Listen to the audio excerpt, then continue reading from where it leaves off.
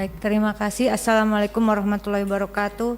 Salam sejahtera untuk kita semua. Om Swastiastu, Namo Buddhaya, salam kebajikan, rahayu. Yang saya hormati Wakil Ketua DPR RI Profesor Sufmi Dasko, Ibu Sari dan Bapak Saan Mustafa. Yang kami hormati pimpinan Komisi 8, Komisi 9 dan Komisi 11. Yang kami hormati Menteri Bappenas Republik Indonesia, Menteri Keuangan, Menteri Sosial, kemudian Menteri Kesehatan dan BPS Republik Indonesia. Terima kasih untuk kesempatannya. Saya tidak ada di komisi terkait, tapi saya diundang. Terima kasih karena sekarang di Komisi 13 tentu soal sistem jaminan sosial nasional adalah soal HAM warga negara yang dimandatkan juga dalam peraturan di nasional kita maupun dalam peraturan internasional. Nah, oleh karena itu menurut saya kita kembali sedikit pada Undang-Undang 40 2004 yang mengamanatkan adanya kenapa kita bisa ada BPJS sekarang ini. Undang-Undang tentang SJSN ada prinsipnya 7, Undang-Undang kegotong royongan, kemudian prinsip nirlaba, keterbukaan, kehati-hatian, akuntabilitas, portabilitas, dan kepesertaan wajib. Lalu kemudian lahirlah Undang-Undang BPJS 25 Oktober 2011. Saya dengan Ibu Putih Sari berjuang waktu itu di Komisi 9. Kami sama-sama dalam keadaan hamil. Disahkan di paripurna DPR pada tanggal 25 Oktober 2011 dengan Undang-Undang Nomor 24 Tahun 2011. Undang-undang ini lahir tidak dengan mudah, Bapak Ibu yang kami hormati. Undang-undang ini bertahun-tahun kami perjuangkan.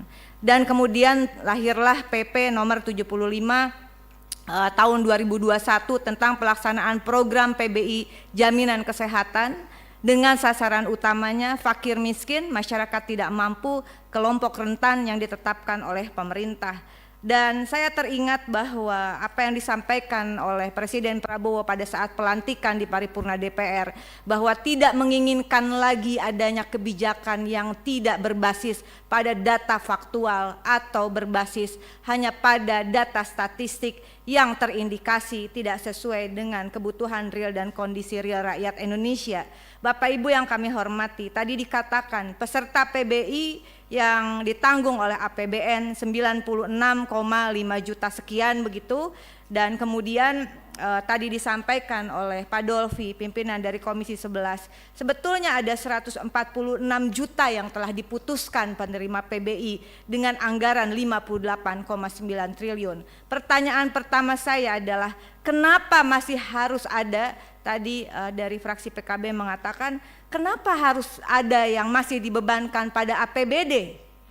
Pada APBD dengan total kepesertaan data tadi disampaikan per bulan Februari ada 47.392.788 orang masih dibebankan kepada APBD. Padahal di dalam APBN sudah diamanatkan 146 juta dan yang telah dialokasikan 96,515 juta. Artinya keseluruhan peserta PBI saat ini adalah 143.908.093 peserta.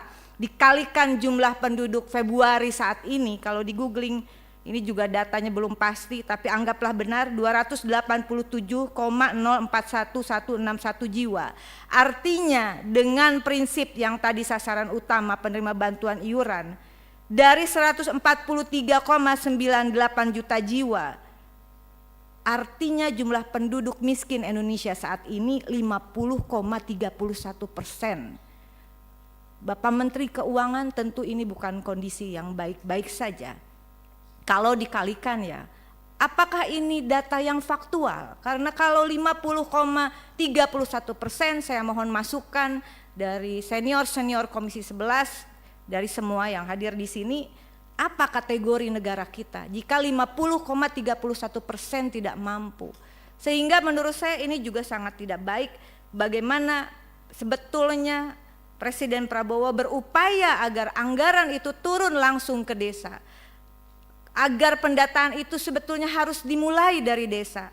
Oleh karena itu izin saya merekomendasikan, pertama saya sepakat reaktivasi peserta yang dinonaktifkan tadi segera, karena ini mohon izin pimpinan, mereka sangat, ini persoalan nyawa, ada 120.472 orang kali 42.000 kali 3 bulan hanya 15,179 miliar, bukan uang kita. APBN bukan uang saya, bukan uang kita, uang rakyat. Saya kira cukup ini. Saya yakin Pak Purbaya juga akan mengatakan tadi cukup karena sudah dialokasikan, sebetulnya tinggal diturunkan. Yang kedua adalah benahi ekosistem data yang terintegrasi mulai dari desa dan kelurahan. Saya yakin bahwa anggaran tepat sasaran, jika data tepat sasaran, basis anggaran adalah data dasar negara, begitu. Karena itu saya dalam hal ini mengapresiasi khususnya kepada Bapak Prof. Dasko yang menginisiasi adanya prolegnas prioritas 2026 tentang RUU 1 Data Indonesia yang diinisiasi oleh DPR RI, khususnya Balik Republik Indonesia. Demikian pimpinan, sekali lagi mohon dukungannya kita untuk membenahi data negara, karena kita percaya bahwa di balik angka dalam data negara ada nasib dan nyawa jutaan rakyat yang dipertaruhkan. Ini bukan soal deretan angka. Kita bekerja di sini, saya yakin pimpinan, bukan sekedar untuk menghitung secara teknis deretan angka, dataset dan sebagainya. Keberhasilan kita bukan apa yang ditayangkan dalam PowerPoint, tapi keberhasilan kita ketika kita sejalan dengan Presiden Prabowo bahwa anggaran itu harus berbasis pada data agar pembangunan programnya semua terukur, terarah dan tepat sasaran, termasuk bagi peserta penerima bantuan iuran.